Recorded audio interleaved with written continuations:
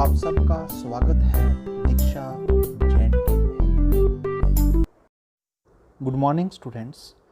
Class 10th subject science, difference between environment and ecosystem.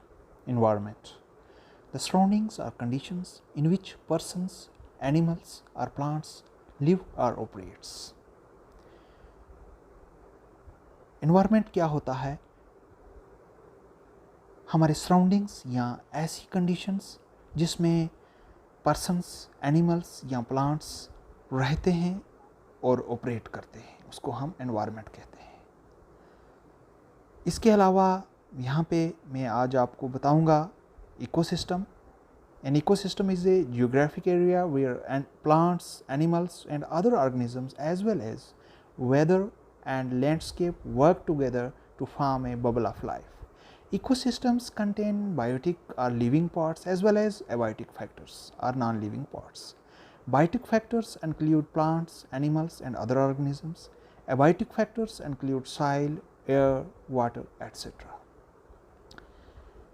तो आपने समझा कि environment वो surroundings हैं, वो conditions हैं जो living और नॉन लिविंग ऑर्गेनिजम्स कॉन्स्टिट्यूट करते हैं। और इकोसिस्टम जो है ये एक ऐसा जियोग्राफिक एरिया है जिसमें बायोटिक और एबायोटिक कंपोनेंट्स जो हैं, यानी प्लांट्स, एनिमल्स, ऑर्गेनिजम्स जो बायोटिक कंपोनेंट में आते हैं, या इसके साथ ही वेदर, लैंडस्केप एट्सेट्रा जो एबायोटिक कंपोनेंट में आते हैं, वर्क टुगेदर, ये एक दूसरे से इंटरेक्ट होते हैं और ज़िंदगी को चलाते हैं। इकोसिस्टम में बायोटिक कंपोनेंट्स जो हैं या लिविंग कंपोनेंट्स जो हैं, लिविंग पार्ट्स जो हैं, और इसके साथ साथ एबायोटिक फैक्टर्स जिसमें नॉन लिविंग पार्ट्स जो हैं वो आते हैं। बायोटिक फैक्टर्स में पौधे, जानवर या कुछ दूसरे जानदार चीज़ें होती हैं। एबायोटिक फैक्टर्स में मिट्टी, हवा, पानी वगैरह वगैरह आता है। यहाँ समझने की बात यह है कि एनवायरनमेंट जो है इसमें लिविंग और नॉन लिविंग थिंग्स यानी बायोटिक और एबायोटिक फैक्टर्स, बायोटिक और एबायोटिक कंपोनेंट्स पाए जाते हैं। ये ऐसी कंडीशंस होती हैं और ये हमारे सराउंडिंग में कौन कौन से बायोटिक और एबायोटिक कंपोनेंट्स हैं वो कॉन्स्टिट्यूट करते हैं एनवायरनमेंट को। इकोसिस्टम जो है उसमें बायोटिक और एबायोटिक कंपोनेंट्स होते हैं, लेकिन उनकी आपस में इंटरेक्शन है उन बायोटिक और एबायोटिक कंपोनेंट्स की, ये कॉन्स्टिट्यूट करते हैं ecosystem. Dear students, environment and ecosystem का डिफरेंस समझने के लिए आइए देखते हैं एक वीडियो। स्टूडेंट्स, आज मैं आपको बताने जा रहा हूँ टर्म एनवायरनमेंट और टर्म इकोसिस्टम के बीच में difference. Term environment refers to living and non living things in surroundings, whereas ecosystem refers to interaction between these living and non living things. तो आज मैं आपको यहाँ पे एक फील्ड के बारे में बता रहा हूँ। इस फील्ड के अंदर आपको मैं डिफ्रेंशिएट करवाने की कोशिश करूँगा एनवायरनमेंट और इकोसिस्टम में क्या फ़र्क होता है। जैसा कि पहले ही मैंने आपको बता दिया, एनवायरनमेंट है हमारे चारों ओर की ज़िंदा और बेजान चीज़ें, living and non living things.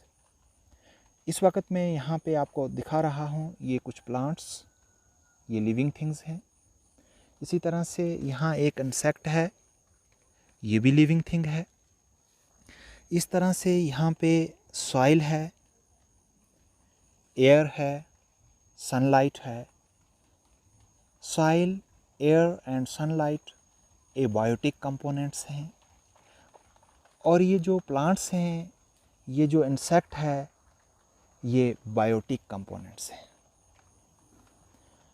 Environment जिसमें जितनी भी यहाँ की लिविंग और नॉन लिविंग थिंग्स हैं वो मिलकर इस एनवायरनमेंट को कॉन्स्टिट्यूट कर रही हैं, और जो टर्म इकोसिस्टम है, इन लिविंग्स और नॉन लिविंग थिंग्स के बीच में जो इंट्रैक्शन है उसको हम इकोसिस्टम कहते हैं। फॉर एग्जांपल यहाँ पे ये पेड़ मैं आपको बता रहा हूँ,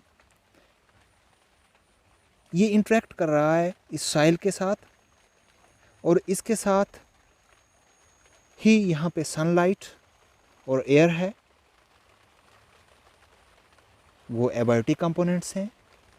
उनसे इंटरेक्ट करने के बाद ये अपनी फूड हासिल कर रहा है, और ये जो इंटरेक्शन है इस प्लांट की उन एबायोटिक कंपोनेंट्स के साथ, this is called an ecosystem. मुझे उम्मीद है ये जो एग्जाम्पल मैंने आपको दी, आप समझ चुके होंगे एनवायरनमेंट और इकोसिस्टम के बीच में क्या डिफरेंस होता है। Thank you.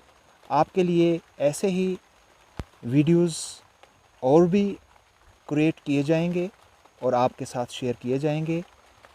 Thank you.